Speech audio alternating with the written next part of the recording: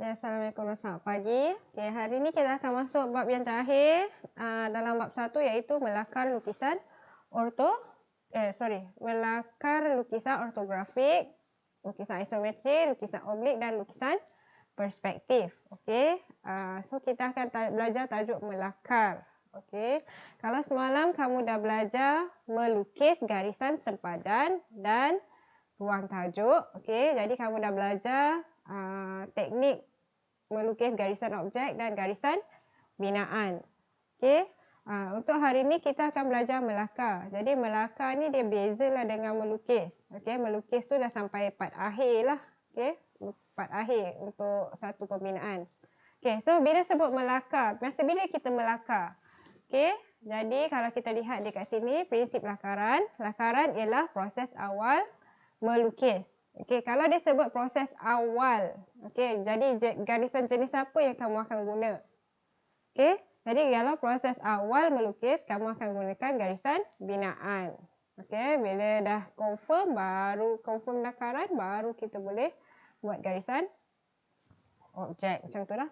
Kita terangkan. So, awal-awal melukis kita gunakan garisan binaan dahulu. So, untuk membuat lakaran ni hanya menggunakan alatan asas seperti pensel, pemadang dan kertas. Asal ada pensel dan kertas, kamu dah boleh start melakar. Kamu tak perlukan alatan teknikal. Okey. Jadi lakaran ni tak semestinya dalam bentuk 2D sahaja. Kamu biasa kalau kamu nampak di TV, orang melakar baju, design. So, dia boleh jadi juga dalam bentuk tiga dimensi. Okey. Jadi actually melakar ni dapatlah membantu mereka bentuk merekodkan idea dengan pantas. Biasa apa yang kita nampak, apa yang kita terlintas di fikiran, kita terus sahaja buat lakaran. Okay, supaya kita tak lupalah. So, kat sini saya nak tunjukkan sedikit kaedah melakar garisan lurus yang basic lah. Okay, sebelum dapat 3D, kita mesti dapat 2D dulu kan. Okay, jadi nak melukis garisan lurus dan juga melakarkan bentuk bulatan.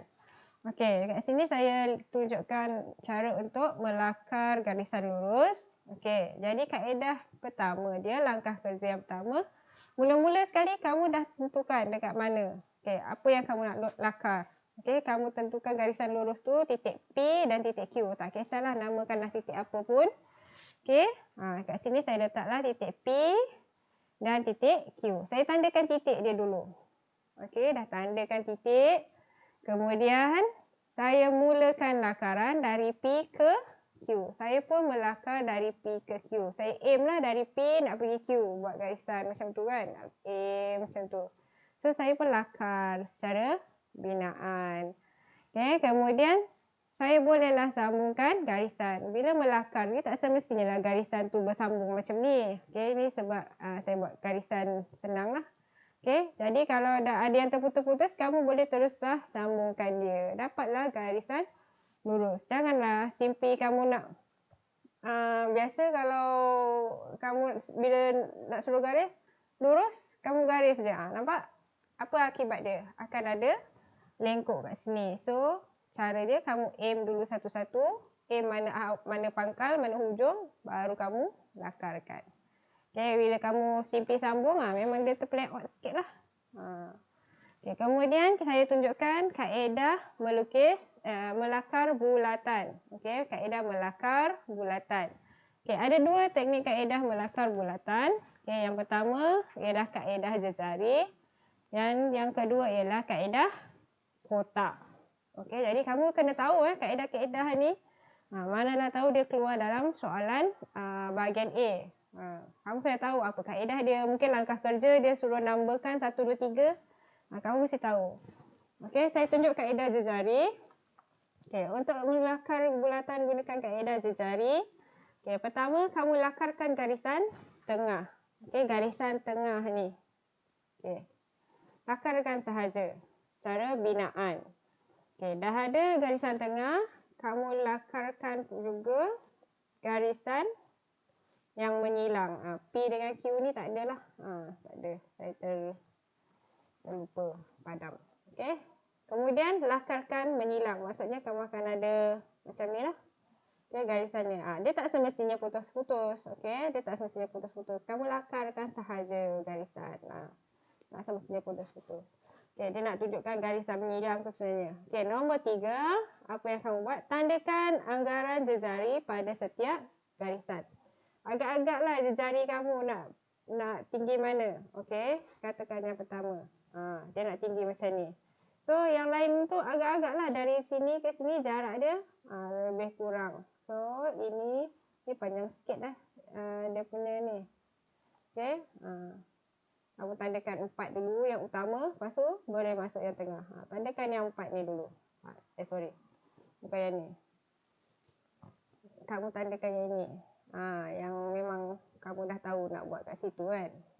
Tandakan 4. Lepas tu baru kamu tandakan 4 yang lain. Okay.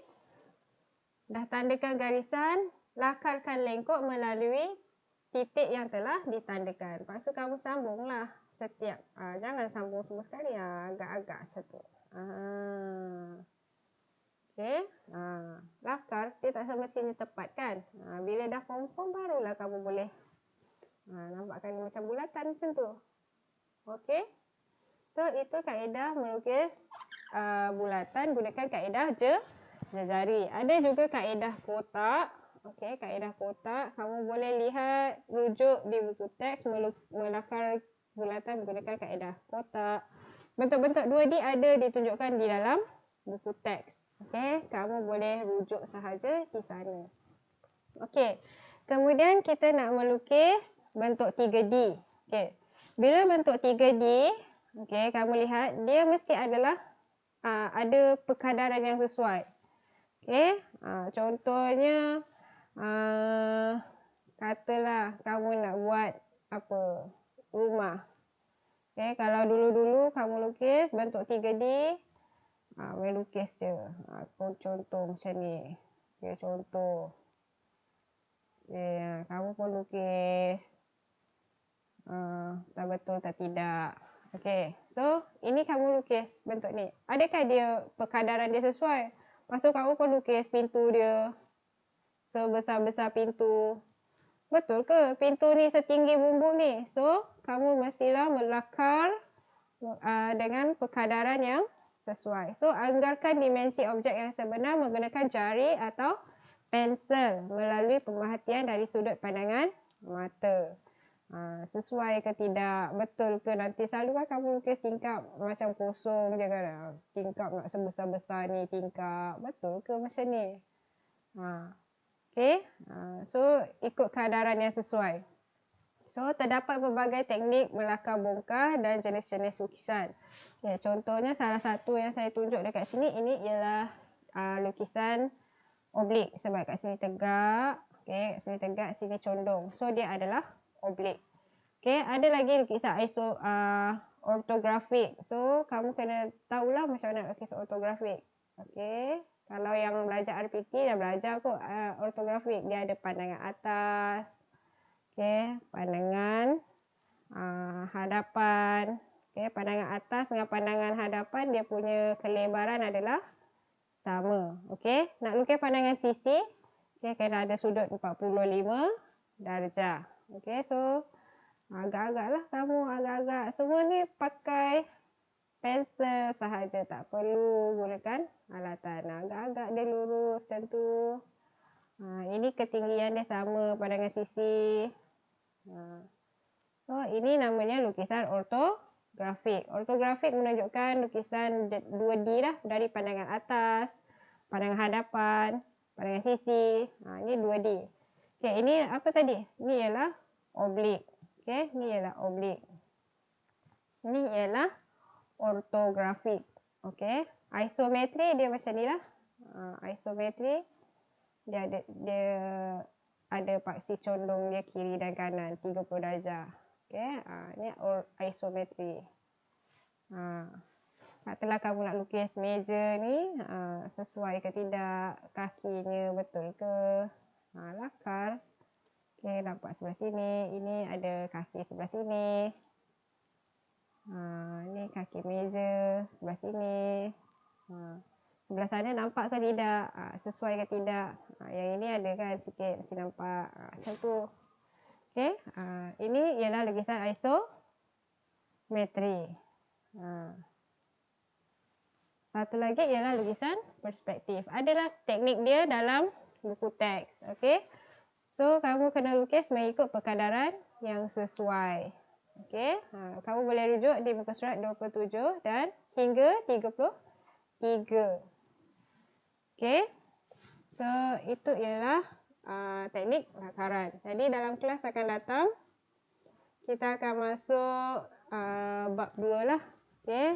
Jadi, untuk minggu ini, latihan yang perlu kamu buat ialah membuat semula latihan seperti PDPR yang lalu, iaitu kamu lukis semula garis sepadan dan ruang tajuk. Untuk apa? Melatih kemahiran menggunakan garisan objek, garisan binaan dan juga pensel.